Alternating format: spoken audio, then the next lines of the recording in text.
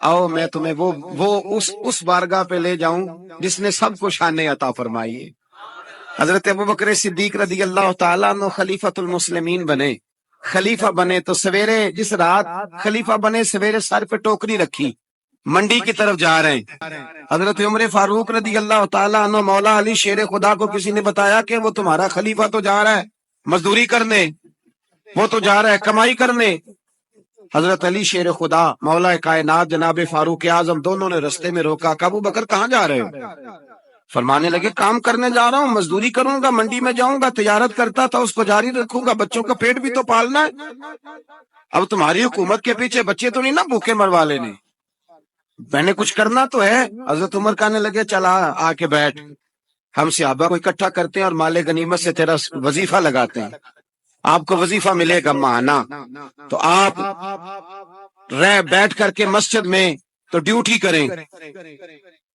بیٹھ گئے، مشاورت ہوئی تو حضرت ابوبکر صدیق رضی اللہ تعالیٰ عنہ سے پوچھنے لگے جناب بتلائیے آپ کا کتنا وظیفہ لگایا جائے؟ تو حضرت ابوبکر صدیق فرمانے لگے اتنا لگا دو جتنی ایک مزدور کی تنخواہ ہوتی ہے۔ تو ایک صحابی بول کے بڑے میٹھے اور دھیمے لہجے میں کہنے لگے ابوبکر اگر تیرا گزارا نہ ہوا تو، اگر تیرا گزارا نہ ہوا تو۔ حضرت ابوبکر صدیق فرمانے لگے اگر میرا گزارا نہ ہوا تو میں مزدوروں کی تنخواہوں میں اضافہ کر دوں گا، اگر مزدوروں کے گھر جلنے لگیں گے تو میرا بھی چلے گا، میں ان کی تنخواہیں بڑھاؤں گا صرف اپنی۔ تو مزدور کے حقوق کا تعین کیا، سب سے پہلے تو میرے نبی پاک علیہ السلام نے منع فرمایا، فرمایا جس کو مزدوری پر رکھو پہلے اس کے ساتھ اجرت طے کرو۔ حضور صلی اللہ علیہ وسلم نے فرمایا جب تک اجرت واضح نہ ہو جاؤ کسی کو کام پر، جب تک اجرت واضح نہ ہو جائے، مکمل نہ ہو جائے کہ کیا دینا ہے، طے کریں۔ کیا لوگ جو جناب دے دیں گے لے لوں گا، شریعت اس کو پسند نہیں کرتی، محبوب نہیں رکھتی۔ پہلے اس کے ساتھ پہلا حق مزدور کو یہ دیا کہ اس کی اجرت پہلے، بولیے اجرت پہلے اجرت طے ہوگی، یہ پہلا حق ہے۔ اور مزدور کا دوسرا حق کیا بیان کیا میرے نبی پاک نے؟ فرمایا جب، اور یہ ایسی اعلیٰ بات ہے کہ جتنے حقوق لکھنے والے ہیں نا، جتنے بین الاقوامی سطح پر انسانی حقوق کا چارٹر بنانے والے ہیں، وہ کہتے ہیں کہ یہ ایسا نقطہ حضور نے بیان کر دیا ہے کہ اس سے آگے کو بڑھ ہی نہیں سکتا، یہ ایسی بات ہے کہ جس کی شرح بھی کوئی نہیں کر سکتا۔ میرے حبیب کریم علیہ الصلوۃ والسلام نے فرمایا پہلے طے کرو، اور کیا خوبصورت لفظ ہے، قانون بنا دیا۔ فرمایا جب مزدور مزدوری کر لے تو اس کا پسینہ خشک ہونے سے پہلے اسے ادا کر دینا، اس کا پسینہ خشک ہونے سے پہلے اسے اس کی مزدوری دے دو۔ ایک صحابی اپنے خادم غلام کو مار رہے تھے تو میرے نبی پاک تشریف لائے، اور میں کیوں اسے مار رہا ہے، حضور غلطیاں بڑی کرتا ہے۔ تو نبی پاک نے فرمایا جتنا تجھے اس پر اختیار ہے نا اس سے کہیں بڑھ کر میرے رب کو تیرے اوپر بڑا اختیار ہے۔ کہ حضور یہ بڑی غلطی کرتا ہے، میں آخر کتنا معاف کروں؟ تو حضور نے فرمایا اتنا معاف کر جتنا میرا رب تجھے معاف فرماتا ہے۔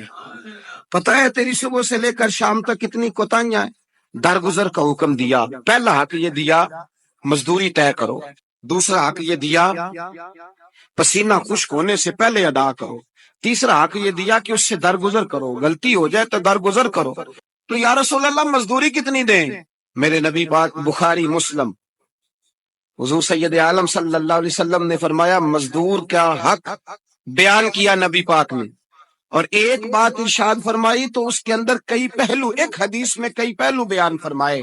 حبیب پاک نے فرمایا جیسا تم کھاتے ہو ویسا ہی اسے، بھائی بس ختم ہو گئی بات۔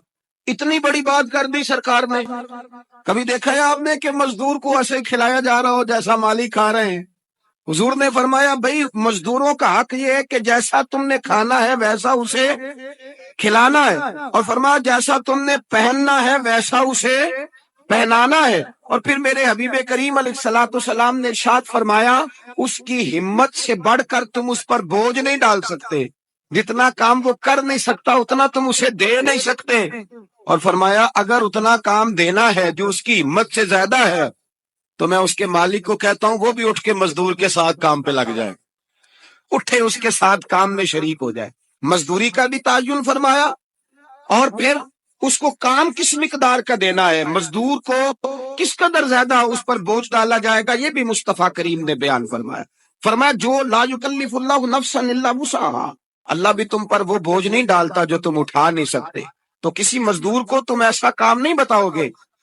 حضرت عثمان غنی رضی اللہ تعالیٰ عنہ ایک دن حضرت عمر فاروق سے کہنے لگے عمر بس کر دے یار، تیرے بعد بھی تو لوگوں نے خلیفہ بننا ہے، کیسے کوئی تیرے رستے پہ چلے گا؟ تو حضرت عثمان غنی سے جناب عمر کہنے لگے کیا ہو گیا؟ آپ فرمانے لگے کل میں دیکھ رہا تھا کہ لوگ باغ میں مزدوری کر رہے تھے اور آپ امیر المومنین ہو کے ان کا ہاتھ بٹا رہے تھے، ہاتھ بٹا رہے تھے۔ تو حضرت عمر کہنے لگے بوڑھے تھے، بیمار تھے، مزدوری کر رہے تھے تو پسینہ بہ رہا تھا، کیا ہو گیا اگر تھوڑا سا میں نے ساتھ دے دیا؟ حضرت جناب سیدنا فاروق اعظم یہ لفظ کہتے ہوئے رو پڑے۔ آپ فرمانے لگے میں کسی بادشاہ کا شہزادہ نہیں، میں بھی اسی باپ کا بیٹا ہوں جو اونٹ چرا کے گزارا کیا کرتا تھا۔ میں نے آگے بڑھ کے لوگ حیثیت بھول جاتے ہیں، اپنی حیثیت بھول جاتے ہیں۔ اللہ تبارک و تعالیٰ جب کچھ عطا کرتا ہے ان کا رویہ اپنے ماتحتوں کے ساتھ اتنا سخت اور جابرانہ آمرانہ ہو جاتا ہے، اس قدر زیادہ ان کے لب و لہجے میں کڑواہٹ آ جاتی ہے، اس قدر زیادہ ان کی طبیعتوں کے اندر سختی اور غرور بھر جاتا ہے کہ وہ احساس ہی نہیں کرتے کہ جو سامنے بیٹھا ہے وہ بڑا ایک دکھی انسان ہے اور وہ تکلیف میں ہے، وہ آزمائش میں اپنے آپ کو مبتلا سمجھ رہا ہے۔ حضرت ابو ذر غفاری رضی اللہ تعالیٰ عنہ فرماتے ہیں میں اپنے ماتحتوں کے حق میں بڑا سخت تھا، سخت تھی میری طبیعت، میرے غلاموں کی جرت ہی نہیں تھی کہ وہ میرے سامنے گفتگو کر سکیں اور ٹھہر بھی سکیں۔ فرماتے ہیں جس دن میں کلمہ پڑھنے گیا، جس دن میں حضور کی بارگاہ میں، تو میں نے کہا حضور کوئی خاص نصیحت؟ تو نبی پاک نے فرمایا میری نصیحت تیرے لیے یہ ہے کہ جیسا تو نے کھانا ہے ویسا ہی غلام کو کھلانا ہے، جیسا تو نے پہننا ہے ویسا ہی غلام کو پہنانا ہے۔ حضرت ابو ذر کہتے ہیں جو میرے اندر کمی تھی وہی میرے نبی نے نصیحت کر دی، جو میرے اندر کوتاہی تھی وہی غیب جاننے والے رسول نے بتلا دی۔ فرماتے میں گھر گیا، جب میں جاتا تھا تو ملازموں کا سانس خشک ہو جاتا تھا، وہ کانپنے ہانپنے لگتے تھے کہ جانے اب یہ کیا کرے گا۔ حضرت ابو ذر غفاری فرماتے میں گیا، ایک شخص سے میں نے کہا کھانا پکاؤ، کھانا پکایا، دسترخوان پہ لگایا اور اپنے سارے ملازموں کو کہا آؤ یار میرے ساتھ بیٹھ کے روٹی کھاؤ، آؤ سارے میرے ساتھ بیٹھ کے کھانا کھاؤ۔ فرماتے ہیں انہوں نے کھانا کھایا، پھر میں ان کو بازار لے گیا، جیسے کپڑے میں پہنتا تھا ویسے ہی میں نے ان کے لیے بھی خریدے۔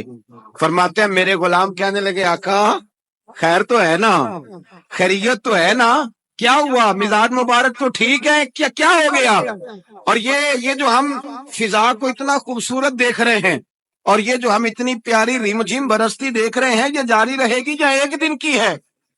تو حضرت ابو ذر غفاری رو پڑے، کہنے لگے اب تمہیں ابو ذر غفاری بدلا ہوا ملے گا، اس لیے کہ اب میں وہ نہیں رہا، اب میں رسول اللہ کا کلمہ پڑھ کے غلام مصطفیٰ بن گیا ہوں، اب میں بدل گیا ہوں، میری طبیعت بدل گئی۔ غلاموں کے حق میں حضرت مولا علی شیر خدا غلام کو لے کر کے گئے دکان پر، حضرت مولا علی غلام کو لے کر گئے کپڑے کی دکان پر، 2 جوڑے خریدے، ایک کم قیمت کا ایک زیادہ قیمت کا، ایک کم قیمت کا ایک زیادہ قیمت کا، 2 جوڑے خریدے۔ جب واپس لوٹے تو غلام سے کہنے لگے تو اپنا لے لے۔ غلام کو پتا تھا کہ اس زمانے میں ہوتا کیا تھا، اس نے کم قیمت کا جوڑا اٹھایا۔ حضرت علی فرمانے لگے عجیب آدمی ہے، یہ تو تیرا نہیں، یہ تو میرا ہے۔ اس نے کہا حضور کس طرح سے؟ آپ فرمانے لگے تیرے لیے قیمتی جوڑا اس لیے خریدا ہے کہ تو جوان ہے، اور میں نے اپنے لیے اس لیے چھوٹا خریدا ہے کہ میں تو اب بوڑھا ہو گیا ہوں، مجھے تو حاجت نہیں۔ کہنے لگا حضور بوڑھے اور جوان کا مطلب نہیں، آپ علی ہیں، من کنت مولا فہذا علی، علی مولا، علی مولا، آپ چونکہ مولا علی ہیں اور آپ امیر المومنین ہیں، لہذا آپ نے تخت پر بیٹھنا ہے، آپ نے سلطنت کو چلانا ہے، آپ پہ نہیں ہے۔ حضرت علی فرمانے لگے تو میرا غلام بنا ہے نا، تو نے ابھی میرے نبی کا دیدار نہیں نہ کیا، تو بعد میں آیا ہے نا، اگر تو اس دور میں ہوتا تو جان جاتا کہ یہ عمل میرا ہے، پر اس کے پیچھے جو نصیحت کے پھول ہیں وہ مصطفیٰ کے عطا پر۔ حق مزدور کو یہ دیا کہ اس کی اجرت پہلے، بولیے اجرت پہلے اجرت طے ہوگی، یہ پہلا حق ہے۔ اور مزدور کا دوسرا حق کیا بیان کیا میرے نبی پاک نے؟ فرمایا جب، اور یہ ایسی اعلیٰ بات ہے کہ جتنے حقوق لکھنے والے ہیں نا، جتنے بین الاقوامی سطح پر انسانی حقوق کا چارٹر بنانے والے ہیں، وہ کہتے ہیں کہ یہ ایسا نقطہ حضور نے بیان کر دیا ہے کہ اس سے آگے کو بڑھ ہی نہیں سکتا، یہ ایسی بات ہے کہ جس کی شرح بھی کوئی نہیں کر سکتا۔ میرے حبیب کریم علیہ الصلوۃ والسلام نے فرمایا پہلے طے کرو، اور کیا خوبصورت لفظ ہے، قانون بنا دیا۔ فرمایا جب مزدور مزدوری کر لے تو اس کا پسینہ خشک ہونے سے پہلے پہلے اسے ادا کر دینا، اس کا پسینہ خشک ہونے سے پہلے اسے اس کی مزدوری دے دو۔ بیچارے نے محنت کی ہے، اپنے گھر جائے، یہ نہیں کہ اس نے مزدوری کیا تو تم نے کہا نہیں نہیں ادھر سے پینٹ صحیح نہیں ہوا، یہ تو لے جا 2000 اور پھر میں تیرا حساب کروں گا، ابھی ذرا میں چیک کرا لوں 2-4 لوگوں کو بلا کر کے، وہ فلاں جگہ سے نا ایک کونا خالی رہ گیا۔ اللہ سے ڈرنا چاہیے، اللہ سے ڈرنا چاہیے۔ اگر اللہ تبارک و تعالیٰ نے 2-1 آدمیوں کو ملازم آپ کا بنا دیا ہے تو پھر خیال ہونا چاہیے۔ ایک صحابی اپنے خادم غلام کو مار رہے تھے تو میرے نبی پاک تشریف لائے، فرمایا کیوں اسے مار رہا ہے؟ حضور غلطیاں بڑی کرتا ہے۔ تو نبی پاک نے فرمایا جتنا تجھے اس پر اختیار ہے نا، اس سے کہیں بڑھ کر میرے رب کو تیرے اوپر بڑا اختیار ہے۔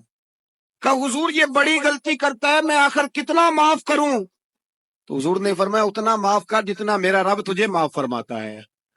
پتہ ہے تیری صبح سے لے کر شام تک کتنی کوتاہیاں ہیں۔ درگزر کا حکم دیا، پہلا حق یہ دیا مزدوری طے کرو، دوسرا حق یہ دیا پسینہ خشک ہونے سے پہلے ادا کرو، تیسرا حق یہ دیا کہ اس سے درگزر کرو، غلطی ہو جائے تو درگزر کرو۔ تو یا رسول اللہ مزدوری کتنی دیں؟ میرے نبی پاک بخاری مسلم حضور سید عالم صلی اللہ علیہ وسلم نے فرمایا مزدور کا حق بیان کیا نبی پاک نے، اور ایک بات ارشاد فرمائی تو اس کے اندر کئی پہلو، ایک حدیث میں کئی پہلو بیان فرمائے۔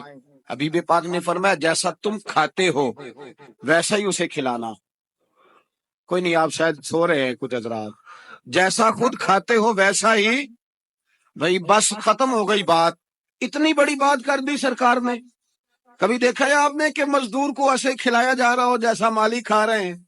حضور نے فرمایا بھائی مزدوروں کا حق یہ ہے کہ جیسا تم نے کھانا ہے ویسا اسے کھلانا ہے، اور فرمایا جیسا تم نے پہننا ہے ویسا اسے پہنانا ہے۔ اور پھر میرے حبیب کریم علیہ الصلوۃ والسلام نے ارشاد فرمایا اس کی ہمت سے بڑھ کر تم اس پر بوجھ نہیں ڈال سکتے، جتنا کام وہ کر نہیں سکتا اتنا تم اسے دے نہیں سکتے۔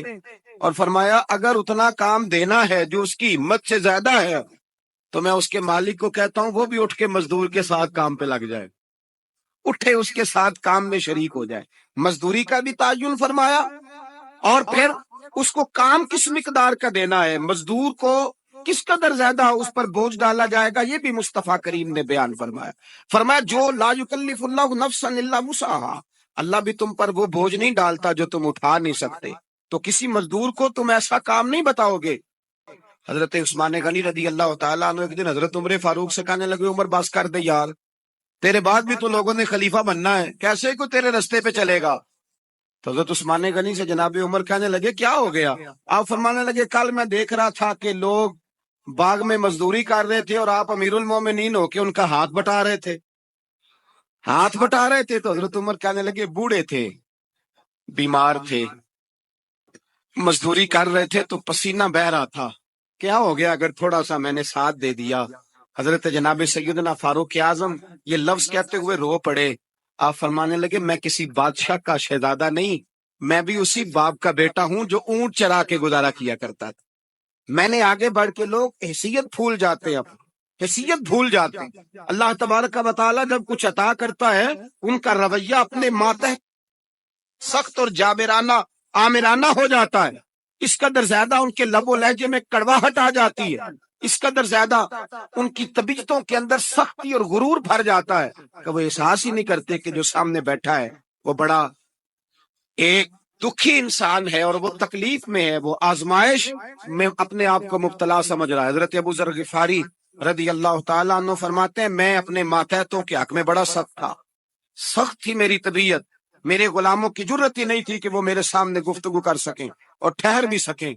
فرماتے ہیں جس دن میں کلمہ پڑھنے گیا، جس دن میں حضور کی بارگاہ میں، تو میں نے کہا حضور کوئی خاص نصیحت؟ تو نبی پاک نے فرمایا میری نصیحت تیرے لیے یہ ہے کہ جیسا تو نے کھانا ہے ویسا ہی غلام کو کھلانا ہے، جیسا تو نے پہننا ہے ویسا ہی غلام کو پہنانا ہے، حضرت ابو ذر کہتے ہیں جو میرے اندر کمی تھی وہی میرے نبی نے نصیحت کر دی، جو میرے اندر کوتاہی تھی وہی غیب جاننے والے رسول نے بتلا دی۔ فرماتے ہیں میں گھر گیا، جب میں جاتا تھا تو ملازموں کا سانس خشک ہو جاتا تھا، وہ کانپنے ہانپنے لگتے تھے کہ جانے اب یہ کیا کرے گا۔ حضرت ابو ذر غفاری فرماتے ہیں میں گیا، ایک شخص سے میں نے کہا کھانا پکاؤ، کھانا پکایا، دسترخوان پہ لگایا اور اپنے سارے ملازموں کو کہا آؤ یار میرے ساتھ بیٹھ کے روٹی کھاؤ، آؤ سارے میرے ساتھ بیٹھ کے کھانا کھاؤ۔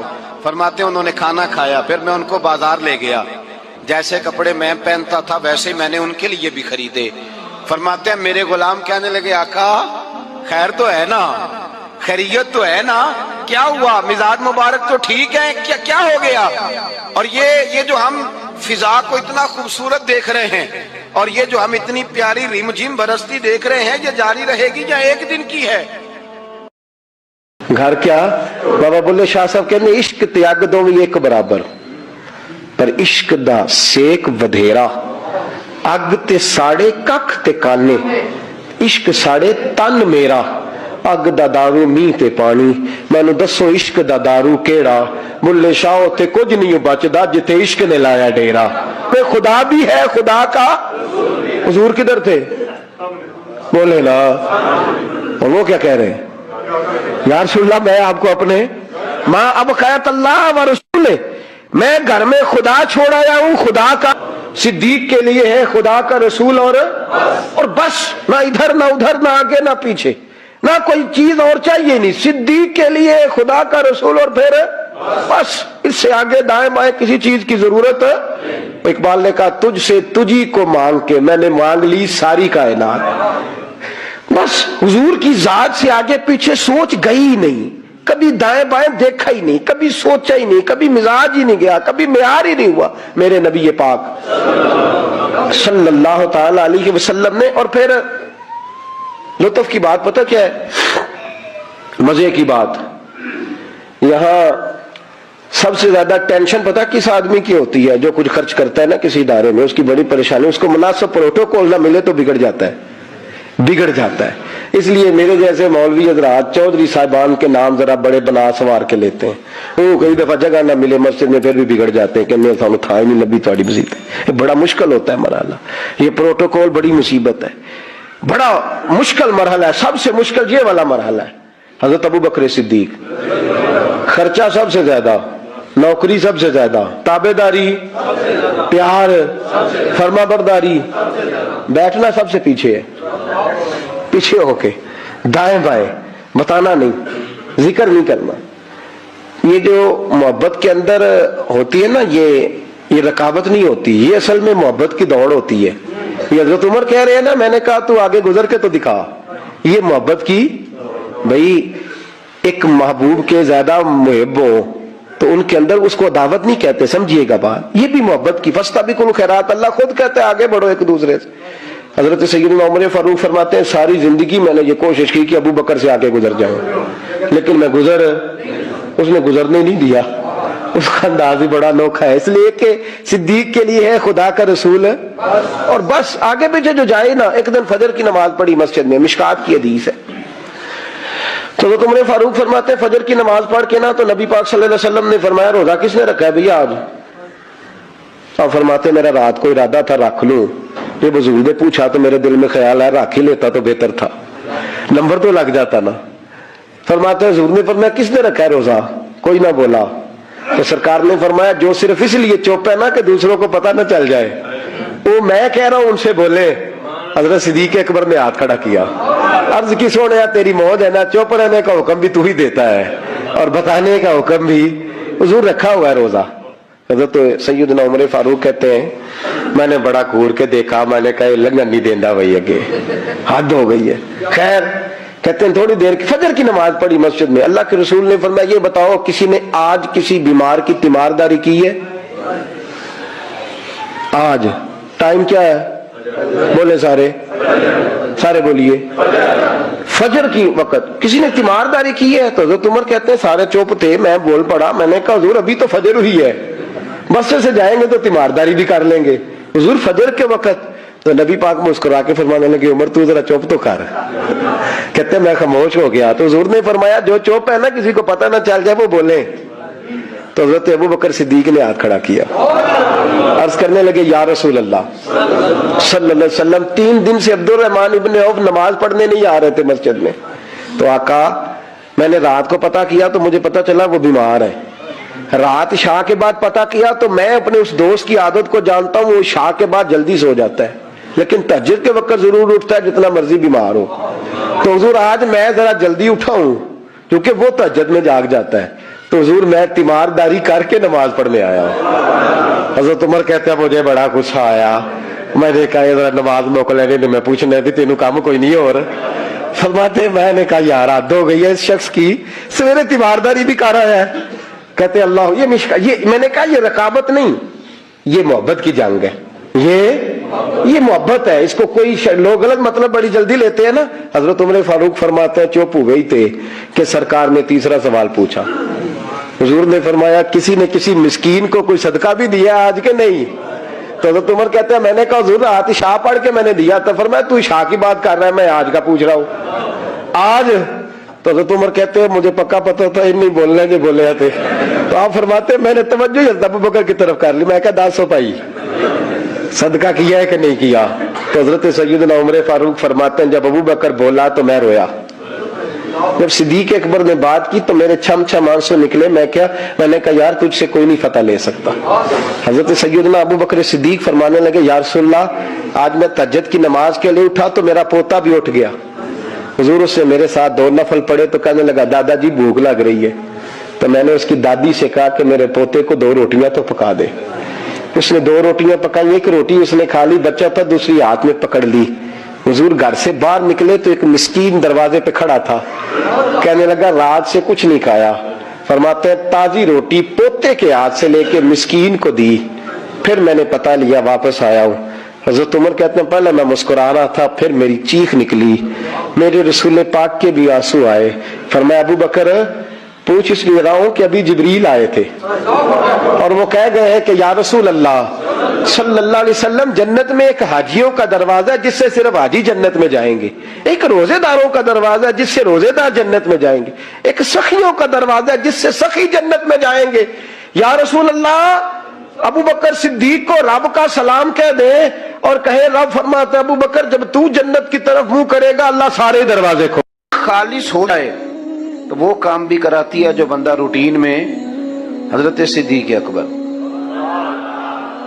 رضی اللہ تعالیٰ عنہ اپنے مزاج کے لحاظ سے نرم طبیعت کے آدمی, بچوں کو بھی کبھی نہیں جھڑکا, ٹھنڈے آدمی اور اطمینان کے ساتھ وقت گزارنے والے اور صحابہ کرام میں نرم مزاج آدمی.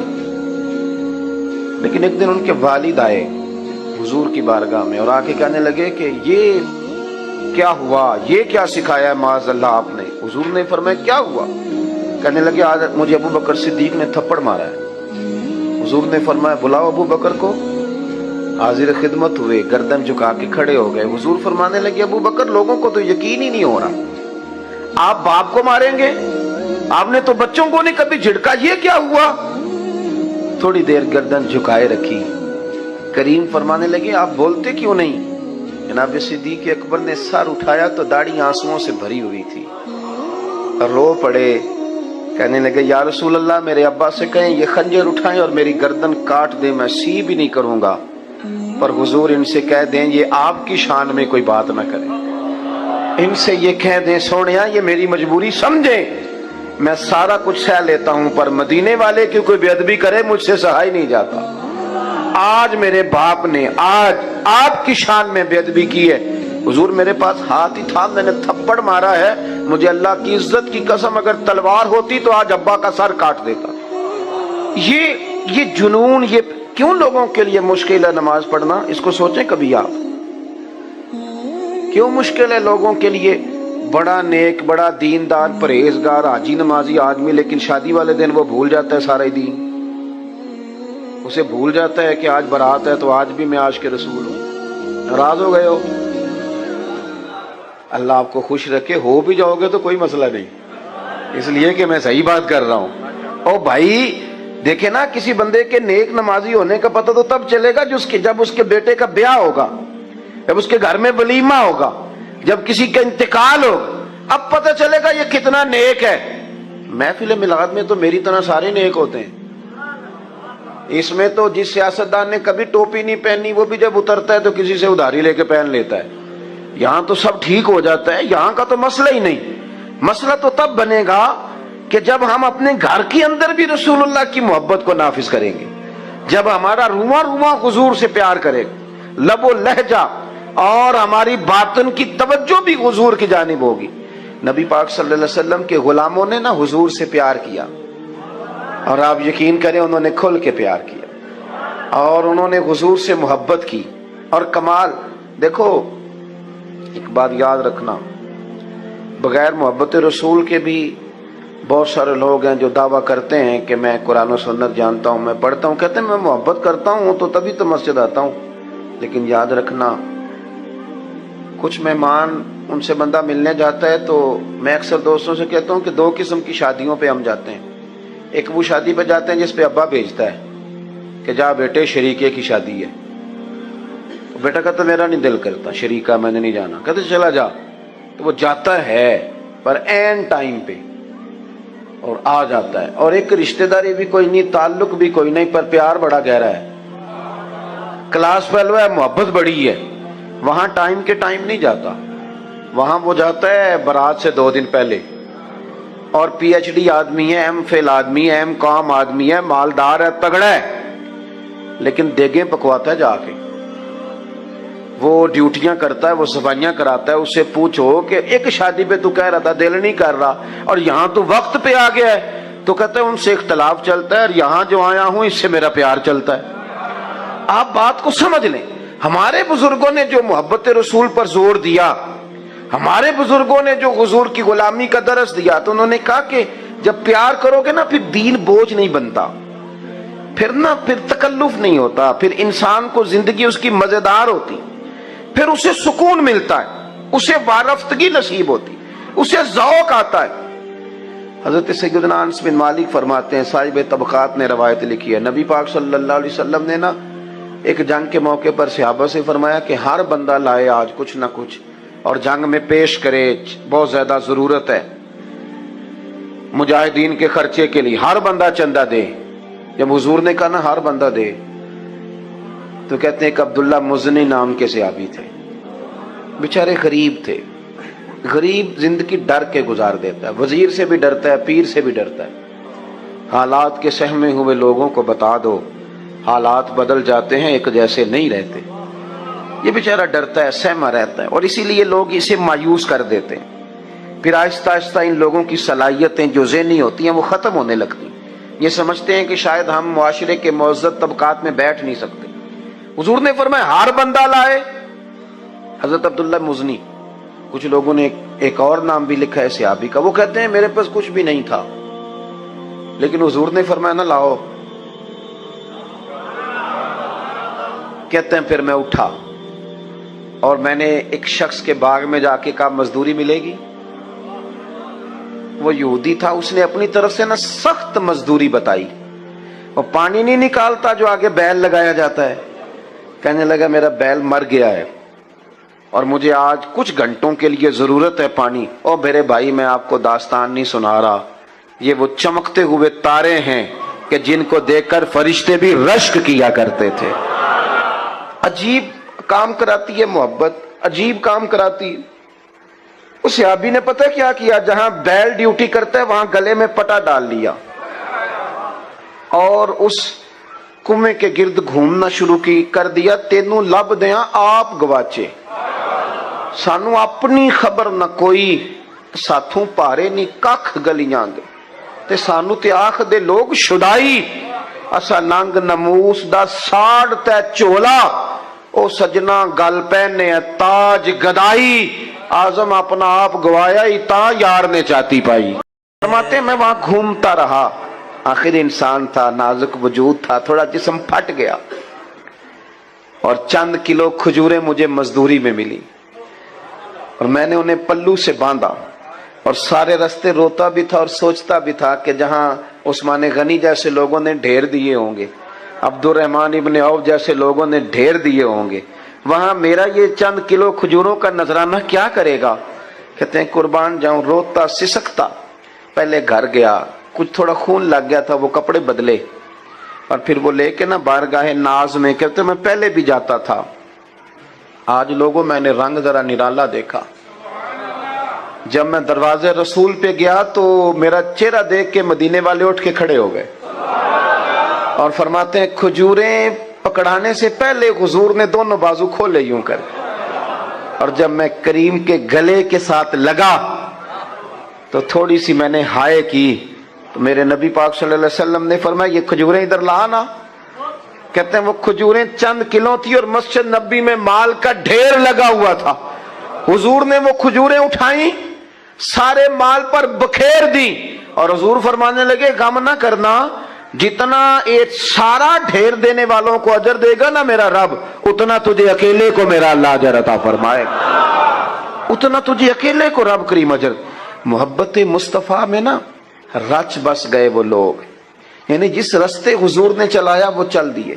آپ یقین کریں یہ واحد جماعت ہے دنیا میں, جماعت صحابہ, انہوں نے حضور سے کبھی سوال ہی نہیں کیا حضور یہ کس طرح ہے وہ کس طرح, بس سونے نے جو کہہ دیا. آج میرا مسلمانوں سے کچھ گفتگو کرنے کا کئی دفعہ ہمارا آپس میں موقع بنتا ہے تو میں بڑی بڑی عجیب باتیں سنتا ہوں. لوگ پوچھتے ہیں کہ سود حرام کرنے کی ویسے حکمت کیا ہے؟ وہ آپ کو پتہ ہے نا, ہمارے ایک سابقہ صدر صاحب نے بھی کہا تھا مولوی کوئی گنجائش نکالے, سود کے بغیر کام نہیں چلتا. یہ ذہنی اختراع ہے. آپ جتنے دین سے دور چلے جاتے ہیں نا اتنا آپ کا نفس آپ کو کوئی نہ کوئی وسوسہ سکھاتا جاتا ہے. کیوں؟ اس لیے کہ اب ہم پیسہ روزی روٹی کے لیے نہیں کماتے, اب ہم بنگلہ کار کوٹھی کے لیے پیسہ کماتے ہیں, اور بنگلوں کی کوٹھیوں کی حد کوئی نہیں ہوتی. وہ آپ چھوٹی گاڑی میں بیٹھے ہوں تو پھر آپ کا دل چاہتا ہے کہ گاڑی تھوڑی بڑی ہونی چاہیے, اور جب بڑی مل جائے تو پھر آپ کا دل کرتا ہے اس کے ٹائر چھوٹے ہیں, کبھی بڑے ٹائروں والی مل جائے نا. یہ ایک مکان لے لیں, پھر آپ وہ جب خرید لیتے ہیں تو پھر وہ جو سامنے والا پلاٹ ہے وہ پریشان کرنے لگ جاتا ہے کہ کبھی یہ بھی مل جائے تو چلو اس میں گاڑی کھڑی کروں گا. یہ اس کی کار کوٹھی بنگلے کی کوئی حد ہوتی نہیں, یا کہیں رکتا ہی نہیں بندہ. مسئلہ یہ ہے کہ مسلمان اب کہتے ہیں کہ پہلے حکمت بتاؤ, داڑھی کی حکمت بتاؤ, نماز کی حکمت بتاؤ, اسلام نے فلانی چیز جو ہے ہم پہ لاگو کی حکمت بتاؤ. چلیں ہر حکم کی حکمتیں ہیں, ہر عالم اپنے علم کے مطابق اس کی وضاحت کرے گا, پر میں یہاں ایک سوال اٹھاتا ہوں. میں کہتا ہوں کہ آپ نے اپنے غلام کو, ملازم کو, نوکر کو کہا کہ 1000 روپے کی چینی لے کے آ, اس نے آپ سے کہا کہ پہلے حکمت بتائیں, 200 کی منگا لیں, اس سے بھی تو کام چل جاتا ہے نا. میرا خیال ہے آپ مان لیں گے اس کی بات. بولیے کیوں نہیں مانیں گے؟ آپ کہیں گے غلام ہو کے تو کہانیاں سناتا ہے, تو نا جس کام کے پیسے لیتا ہے وہ ہے بات ماننا. یہ 1000 روپیہ لے اور جا کے نا وہاں سے چینی لے کے آ, کہانی نہ سنا. جو غلام ہوتے ہیں وہ غلامی کرتے ہیں, وہ حکمت نہیں پوچھتے, دلیل نہیں پوچھتے, غلام جو ہو گئے. کو نہیں سمجھ آئی آپ کو میری بات؟ او بھائی غلام غلامی کرتے ہیں, وہ حکمتیں ان کا کام ہے کہ جو کہہ دیا. حضرت امام احمد بن حنبل رحمۃ اللہ علیہ فرماتے میں بازار سے غلام خرید کے لایا, پر میں کوئی اللہ کا بندہ ہی لے آیا. ایک سبق حضور نے بہت زیادہ دیا ہے, اور وہ یہ ہے کہ نیکیوں کے خزانے میں روز کچھ جمع کیا کرو. کس خزانے میں؟ چلے میں زیادہ تنگ نہیں کرتا, آپ بول پڑیں تو شکریہ, نہ بولیں تو میں تو جا ہی رہا ہوں. کس خزانے میں جمع کرنا ہے جی؟ اللہ آپ کو جزائے خیر دے. جس طرح ہمیں پتہ ہوتا ہے نا میرا مکان کتنے کا ہے, ہمیں پتہ ہوتا ہے میرا موبائل کتنے کا ہے, پتہ ہوتا ہے کہ میرے بینک میں پیسے کتنے ہیں. کیوں جی؟ پتہ ہوتا ہے نا, خبر ہوتی ہے ساری کہ اب میں کتنے میں ہوں, اب میں کتنے, پتہ ہوتا ہے نا. اسی طرح نا ہمیں یہ بھی پتہ ہوتا ہے کہ میرے پاس نیکیاں کتنی ہیں, ہمیں پتہ ہوتا ہے. ہم ذکر کریں نہ کریں, بات کریں, ہمیں خبر ہوتی ہے. لیکن پیسے کم پڑ جائیں تو بڑھانے کے لیے صبح محنت شروع کر دیتے ہیں. نیکیوں کے خزانے میں کوئی شے نہیں, اس کے لیے صرف عاجزی کرتے ہیں, کہتے ہیں میرے پلے نیکی کوئی نہیں. تے نیکی کوئی نہیں تے نیکی کار, عاجزی کر رہا ہے جی, بڑا گناہگار ہاں تے نیکو کار ہو. اس لیے کہ حضور نیک بنانے آئے ہیں. نیکی نہیں تو میاں نیکی کر, نیکیوں کے خزانے میں روز کچھ جمع کر, کچھ پروگرام بنا. صحاح میں حدیث ہے, حضرت جناب سیدنا ابو بکر صدیق رضی اللہ تعالیٰ عنہ, حضرت عمر فاروق, حضرت عبد الرحمن ابن عوف, تمام صحابہ کہتے ہیں فجر کی نماز حضور کے پیچھے پڑھی. کون سی نماز جی؟ بول کے بتائیے. چلو میں دعا کرنے لگا ہوں, آپ آمین کہنا. آج سویرے اللہ ہم سب کو فجر با جماعت عطا فرمائے. یار آمین تے آگ سڑو, ابھی تو دعا مانگی ہے, قسم تھوڑی اٹھوائی ہے. اللہ ہمیں فجر, دیکھ لیں آپ آمین کہنے میں بھی مسکرا ہی رہے ہیں, یعنی اس میں بھی پکا ارادہ نہیں. اللہ, میرے پاس ایک بندہ آیا, کہنے لگا پیر صاحب دعا کرو اللہ میں پیسے دے, میں وہ رستے دیا گا. میں کہ یا اللہ انہوں 10 کروڑ دے, 9.5 کروڑ تیرے رستے دے چڑے گا. وہ چپ کر گیا, جی میں تسی نہیں کر گئے سارے. میں کہ اللہ انہوں دے 10 کروڑ, 9.5 کروڑ. اندر نہیں جی ٹھیک ہے. میں کہ تم کوئی نہیں دینے. سمجھ لگ گئی من تیری. یعنی دعاؤں میں بھی ہم وہ کام کرنے کا ارادہ کرتے. تھوڑی توجہ کریں, میں بات سمیٹنے والا ہوں. کہتے ہیں صحابہ کرام کہ ہم نے حضور کے پیچھے نماز پڑھی تو فجر کی نماز کے بعد ہی نبی کریم علیہ السلام نے سوال پوچھا. محبوب کریم علیہ السلام فرمانے لگے کہ بتاؤ بھائی, آج کسی بندے نے روزہ رکھا ہے؟ آج کسی نے روزہ رکھا ہے فجر کی نماز پڑھ کے؟ تو حضرت عمر فاروق فرمانے لگے میرے دل میں ارادہ تھا رات کو روزہ رکھنے کا, پر میں رکھ نہیں سکا تھا. توجہ ہے نا میری بات پر, میں رکھ نہیں سکا تھا. جب حضور نے پوچھا نہ رکھا ہے دوسری دفعہ, تو کہتے ہیں اور تو کوئی نہ بولا, جناب صدیق اکبر بولے. عرض کرنے لگے حضور اگر آپ حکم نہ دیتے تو میں نہ بتاتا الحمدللہ میں نے روزہ رکھا ہے. حضور علیہ السلام نے فرمایا فوراً فرمایا بھائی کیا تم میں سے کسی نے کسی بیمار کی تیمارداری کی ہے؟ تو حضرت عمر بولے, عرض کرنے لگے حضور ابھی تو فجر پڑی ہے, گھر جائیں گے تو تیمارداری کریں گے نا. تو محبوب نے دوبارہ پوچھا, فرمایا چلو بتاؤ یار کسی نے تیمارداری کی ہے؟ تو حضرت صدیق اکبر بولے فجر پڑھنے آئے. کہا حضور میں نے کی ہے. حضور نے فرمایا کس طرح بتاؤ؟ عرض کی حضور 2-3 دن سے حضرت عبد الرحمن ابن عوف نماز پڑھنے نہیں آ رہے تھے. میں نے رات کو پتہ کیا تو پتہ چلا بیمار ہیں. مجھے پتہ ہے کہ رات کو وہ جلدی سو جاتے ہیں پر وہ تہجد میں ضرور اٹھتے ہیں. تو یا رسول اللہ میں ذرا جلدی اٹھا تھا تو فجر پڑھنے سے پہلے تیمارداری کر کے آیا ہوں.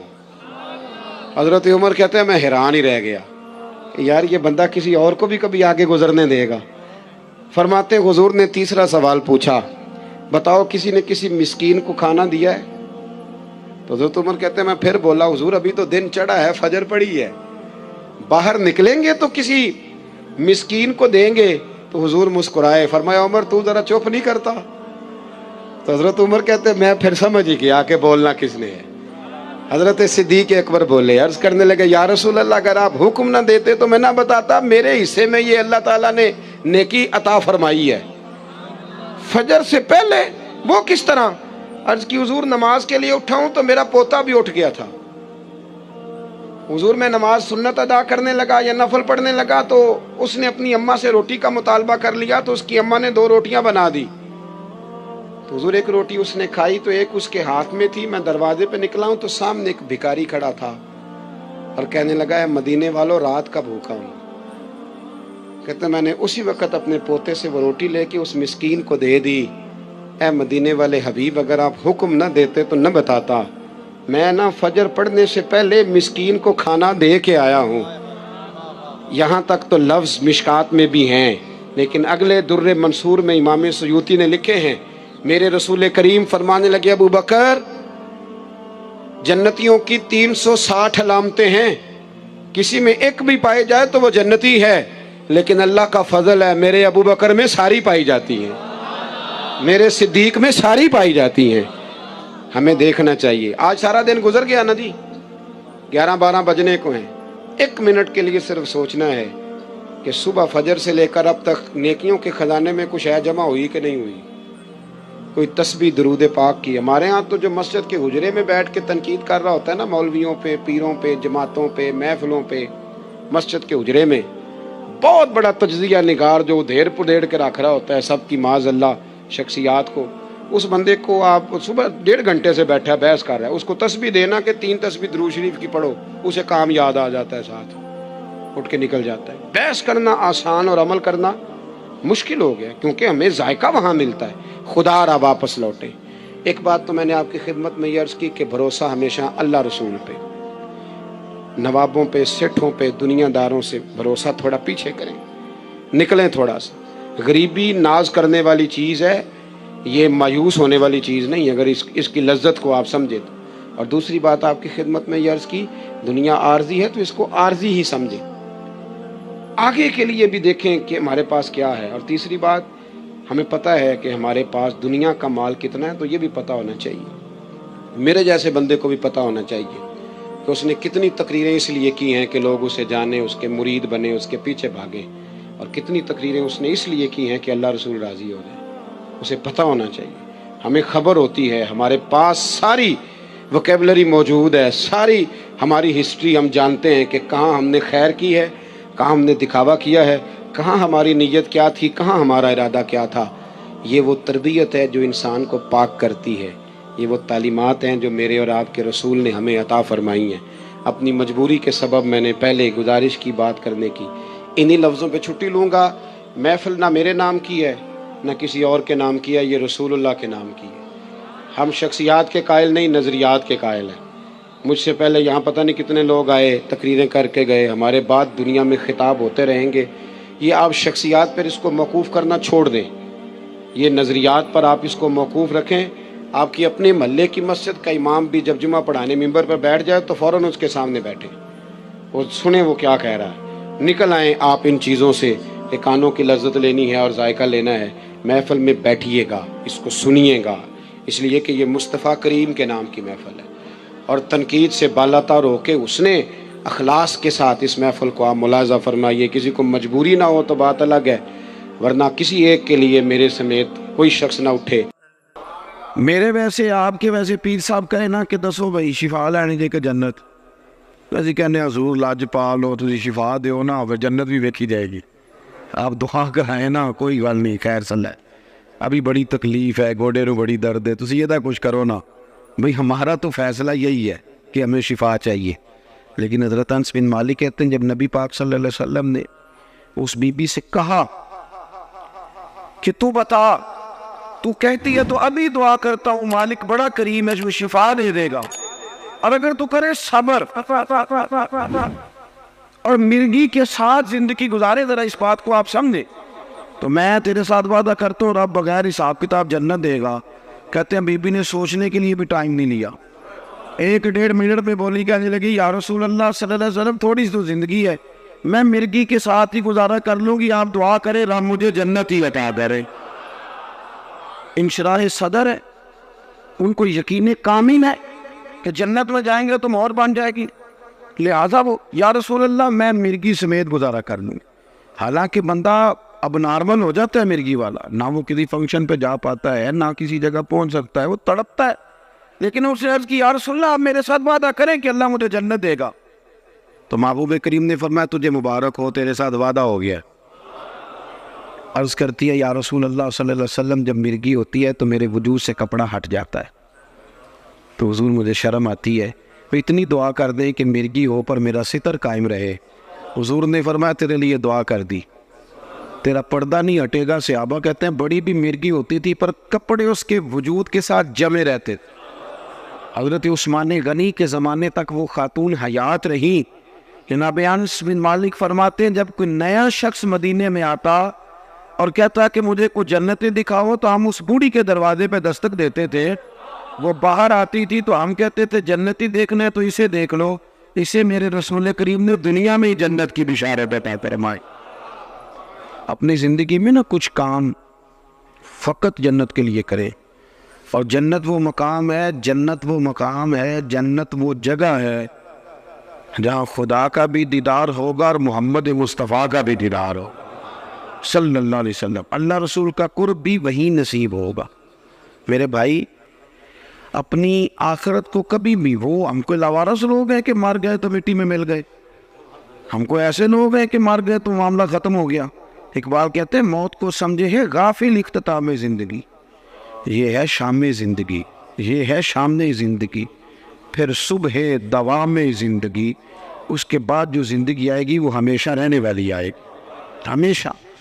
چونکہ ہمارا سارے کا سارا پروگرام ہی دنیا میں رہنے کا ہوتا ہے، اور پھر جمع اتنا کچھ کر لیتے ہیں، مکان اتنے شاندار، پیسہ چوری کر کے، سینہ زوری کر کے، جھوٹ بول کے جمع کیا ہوتا ہے، اور بڑا کیا ہوتا ہے، اللہ ماشاءاللہ بڑے بڑے بنگلے، پھر مرنے کو دل ہی نہیں کرتا، پھر مرنے کو دل، اتنی ساری جائیدادیں بندہ بنائے اتنی مشقت کر کے. ناراض تو نہیں ہو گیا آپ لوگ؟ میں صحیح کہہ رہا ہوں. پھر مرنے کو دل، جب اتنے بندہ لمبی چوڑی منصوبہ بندی کرے، لیکن ایک بندے نے محنت کی، اس نے جناب 11 سال لگا کے مکان بنایا، تو پھر اس کا مرنے کو دل کرے گا؟ صحابہ کرام علیہم رضوان تیار اس لیے تھے کہ انہوں نے تو کپڑے باندھ کے رکھے ہوئے تھے، باندھے ہوئے تھے کپڑے، جس وقت حکم آئے گا حاضر. وہ تو ہر جنگ میں جانے سے پہلے شہادت کی دعا مانگتے تھے. ہر جنگ میں شہادت کرتے. سعد بن معاذ رضی اللہ تعالیٰ عنہ جیسے لوگ زخم لگ گیا تو روتے تھے، کہتے حضور میں تو شہادت سے رہ گیا ہوں، سارے لوگ نفع لے گئے اور میں خالی رہ گیا. پھر انہوں نے دعا مانگی کہ یا اللہ اگر قریش مکہ کے ساتھ کوئی اور جنگ باقی نہیں تو مجھے اسی زخم میں اپنی بارگاہ میں بلا لے. وہی زخم پھٹ گیا، خون نکلا. یا رسول اللہ یہ کیا ہوا؟ فرمایا رب کریم نے میرے ساتھ کی دعا کو قبول فرما لیا. ان کا تو کوئی رٹا نہیں تھا. ہمارا مسئلہ یہ ہے کہ جو اتنی بندہ لمبی سیاست کر کے بندے نال لاوے، اتنے لمبے چوڑے چکر چلائے، پھر اس کا مرنے کو دل کرے، اتنی مشکل. لیکن نا پاکستان میں کتنے وزیر ہیں مجھے نہیں سب کا پتہ، حالانکہ میں دلچسپی لیتا ہوں، اخبار پڑھتا ہوں، روز پڑھتا ہوں، لیکن مجھے پتہ کوئی نہیں کتنے وزیر ہیں، ان کا کون کون سا محکمہ ہے، وہ کیا کرتے ہیں. حالانکہ پتہ ہونا چاہیے چونکہ ملک تو ہمارا ہے. ان بیچاروں نے تو اتنی دیر ہے نا جتنی دیر یہ وزیر ہے. جس دن ختم ہے اس دن انہوں نے چلے جانے. ملک تو ہمارا ہے. تو مجھے نہیں پتا، آپ میں سے بھی شاید کوئی بندہ ہو جو سارے وزیروں کو جانتا ہو. کیا ہے کوئی؟ میرا خیال ہے کہ ایسا ٹھیک کہہ رہا ہوں جی. پر وزیر تو بڑا راضی ہے لو. وہ تو کہتے ہیں نا 15 گڈیاں آگے نے تو 15 پیچھے نے تو بدوکا. وہ تو کہتے ہیں نا میں نے ساری دنیا فتح کی ہوئی ہے. حالانکہ بہت سارے لوگ ایسے ہیں جنہیں کوئی پتہ نہیں کہ یہ کون ہے، کدھر سے آیا ہے، پر وہ تو راضی. اسی طرح ہم سارے راضی ہیں اپنی دنیا میں. یہ بھی میں نے فتح کر لی، یہ بھی میرا کما. کچھ بھی نہیں صاحب، کچھ بھی نہیں، کوئی شے ہی نہیں. حضرت مولا علی شیر خدا کرم اللہ تعالیٰ وجہ الکریم قبرستان گئے تو جا کے مردوں سے کہنے لگے تمہارا کیا حال ہے؟ تو ایک مردہ بول کے قبر سے کہنے لگا ہڈیاں ٹوٹ گئی ہیں، کفن پھٹ گیا، مال پیچھے دے آئے تھے، حساب ہمیں دینا پڑ رہا. علی یہ بتاؤ تمہارے پچھلوں کا کیا حال ہے؟ تو مولا علی کہنے لگے تمہاری بیویوں نے نکاح کر لیے، تمہاری اولادوں نے مال تقسیم کر لیا، تمہارے دوستوں نے نئے دوست بنا لیے. پہلے تو تمہارا نام کبھی کبھی لیا جاتا تھا، اب تو زمانہ بیت گیا، تمہیں یاد ہی کوئی نہیں کرتا. اب تو کوئی او پہ دس دیے قبراں جنہاں تے پھول پے، ادھروں کوئی نہیں جی آمدہ، ادھروں لکھاں گئے، کوئی بندہ نہیں جس نے کبھی یاد کیا. ختم ہو گیا مسئلہ، پڑا ختم ہو. میرے عزیز چونکہ دنیا داری بڑی جمع کر لیتے ہیں، مال بڑا اکٹھا کرتے ہیں، صبح سے شام تک ساری مشقت ہی دنیا داری کے لیے، ساری مشقت. میں نے سویرے ولیمے میں جانا ہے، دوپہر تعزیت کرنی ہے، شام کو فلانا کام کرے، ساری دنیا داری ہے. ہاں اگر رضا الہی کے لیے ہو تو دین ہے، لیکن ہماری ہر بندے کی ایک مختصر سی سیاست ہوتی ہے اپنے دائرہ کار میں. وہ جس شعبہ ہے زندگی سے بھی تعلق رکھتا ہو تو وہ چونکہ ساری محنت دنیا کے لیے کرتا ہے، پر اس کا مرنے کو پھر دل ہی نہیں کرتا. حضرت فرید الدین عطار رحمۃ اللہ علیہ فرماتے ہیں میں توبہ کرنے سے پہلے عطر بیچتا تھا. عطار، عطر کا کاروبار بڑا مہنگا ہے آج بھی عرب شریف میں. آپ مدینہ شریف جائیں نا تو سونے والی دکان کے بالکل سال خوشبو والی دکان ہوتی، یعنی جتنا کرایہ سنار دے رہا اتنا ہی خوشبو والا بھی دے رہا ہے. ایک مہنگا ترین کاروبار ہے پوری دنیا میں. تو کہتے ہیں میں بڑا امیر آدمی تھا تو میں نے عطر کی دکان بنا لی. میں عطار تھا تو بڑا خوبصورت میں نے ہال بنا کے اس کے اندر میں نے بڑا زبردست ڈسپلے کیا اور میں نے خوشبوئیں اس کے اندر لگائیں. میں اپنے کام میں لگا ہوا تھا تو کبھی کبھی ضمیر کہتا تھا یار یہ دنیا داری ہے چھوڑ دے. اللہ والوں سے پیار بھی بڑا تھا، ان کی تذکرۃ الاولیاء دیکھیں تو پتہ چلا انہیں بڑی معرفت ہے رب کے بندوں کی. تو کہتے طبیعت بھی مائل ہوتی تھی پر وہ بندے خول نہیں نہ توڑتے ساری زندگی. حق پہچان کر بھی حق کے قریب جا نہیں سکتے، چونکہ خول کون توڑے؟ دنیا داری کا، برادری کا، قبیلے کا کون توڑے؟ فرمانے لگے کہ ایک دن نا میں دکان میں بیٹھا تھا تو ایک بزرگ آ گئے سادے سے، تو کبھی کوئی خوشبو دیکھتے، کبھی کوئی خوشبو دیکھتے، کبھی کوئی خوشبو دیکھتے. تو سیل مین کی عادت ہوتی ہے نا جی، کیا حکم ہے، کیا چاہیے، وہ لا کے چیزیں دکھاتے ہیں، اچھے سے سیل مین کا طریقہ ہوتا ہے.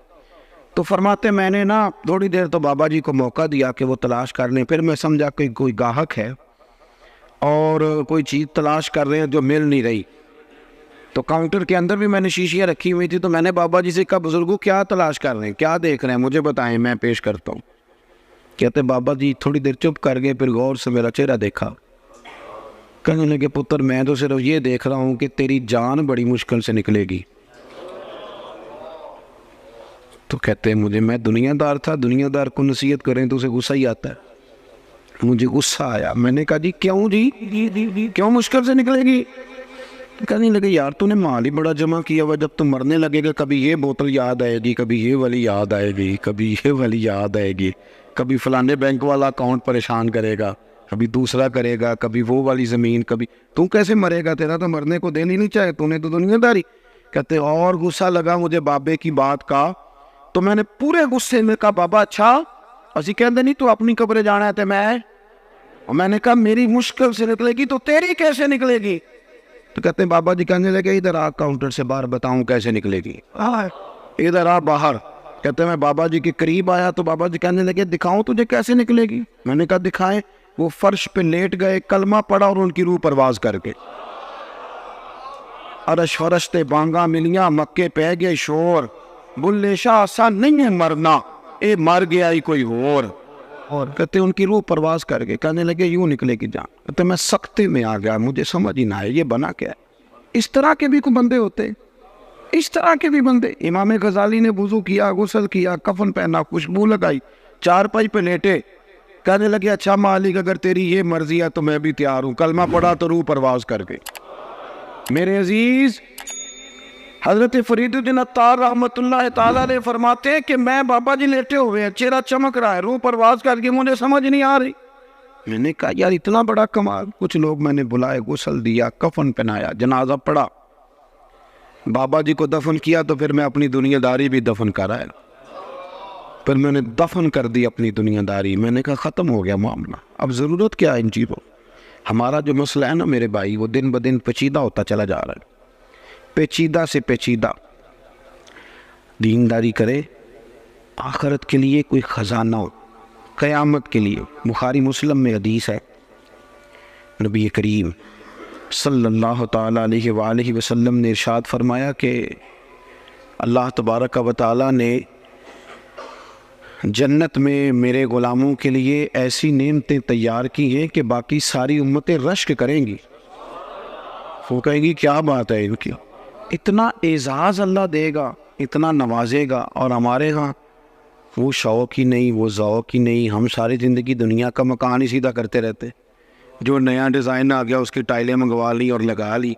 تھوڑا سا فکر کرے، شوق پیدا کرے آخرت کے لیے. آپ دیکھیں نا نبی کریم صلی اللہ تعالیٰ علیہ وآلہ وسلم کی خدمت میں خاتون حاضر ہوئی، اس کا بیٹا بدر میں شہید ہو گیا تھا. تو عرض کرنے لگی حضور بتائیں میرا بیٹا کہاں ہے، میرا بیٹا کہاں ہے میرا پتر؟ فرمایا کیا کرے گی؟ عرض کی یا رسول اللہ اگر وہ جنت میں نہ ہوا تو پھر کھل کے روؤں گی، اگر وہ جنت میں ہے تو پھر اللہ کا شکر ادا کروں گی. تو سرکار بیٹھے تھے مسجد نبوی میں، نظر اٹھائی تو فرمایا بی بی 8 جنتیں جو سب سے اعلیٰ جنت ہے وہ رب نے تیرے بیٹے کو عطا کی ہے. صحابہ کہتے ہیں پھر ہم نے اس کی آنکھ میں آنسو نہیں دیکھا، پھر وہ اللہ کا شکر ادا کرتی ہوئی چلی گئی. آپ سمجھیں کہ ان کو اطمینان قلبی تھا کہ ہمارا بڑا مقام ہوگا، ہمارا بڑا درجہ ہوگا، ہمیں قرب الہی ملے گا، ہمیں حضور کی بارگاہ ناز کی قربت نصیب ہوگی. اپنی زندگی میں اپنی آخرت کے لیے ضرور تیاری کریں. دیکھ لیں کہ نیکیوں کا حجم کیا ہے. اگر مجھے آج اتنا پتہ ہے نا کہ میرا مکان کتنے کا ہے اور میرے جیب میں اور میرے اکاؤنٹ میں پیسے کتنے ہیں، یہ اگر مجھے پتہ ہے تو مجھے یہ بھی پتہ ہے کہ میری نیکیوں کے خزانے میں کیا کچھ ہے. اور مجھے پکا پتہ ہے کچھ نیکیاں ہم کرتے ہیں نا تو وہ کئی دفعہ اس قابل نہیں ہوتی کہ ان سے کوئی اجر کا مطالبہ کیا جائے، اس لیے کہ وہ بہت ساری جگہوں پہ دکھاوا ہوتا ہے، ملمہ سازی ہوتی ہے، وہ اپنی بڑھوتری کے لیے بھی کچھ کام ہوتے ہیں. تو مجھے وہ حضرت خواجہ معین الدین چشتی رحمۃ اللہ علیہ نا آخری عمر میں بڑا رویا کرتے تھے. بڑا ہی روتے تھے. تو ایک دن سارے مریدین نے خواجہ قطب صاحب سے کہا کہ آپ حضرت سے عرض کریں اتنی آہوزاری. تو خواجہ قطب صاحب رحمۃ اللہ نے عرض کی حضور 50 سال آپ نے عشاء سے لے کر فجر تک اپنے رب کی عبادت کی, دین اتنا پھیلایا ہے کہ قطب الدین بختیار کاکی جیسے صوفی بھی اور شہاب الدین غوری جیسے مجاہد بھی, یہ سارے آپ کی نگاہ کی کرامات ہے. تو اتنی آہوزاری, اتنا کچھ کیا, اتنی نیکیاں کی. تو خواجہ صاحب کا ایک جملہ تاریخ میں بڑا شاندار ملتا ہے, فرمانے لگے قطب الدین نیکیاں تو کافی ساری ہے پر یار کو پیش کرنے کے قابل کوئی بھی نہیں. سوچتا ہوں اگر تحفہ بنا کے پیش کروں گا تو کیا پیش کروں گا. اللہ تعالیٰ آپ کو سلامت با کرامت رکھے. آخر دعوانا الحمدللہ.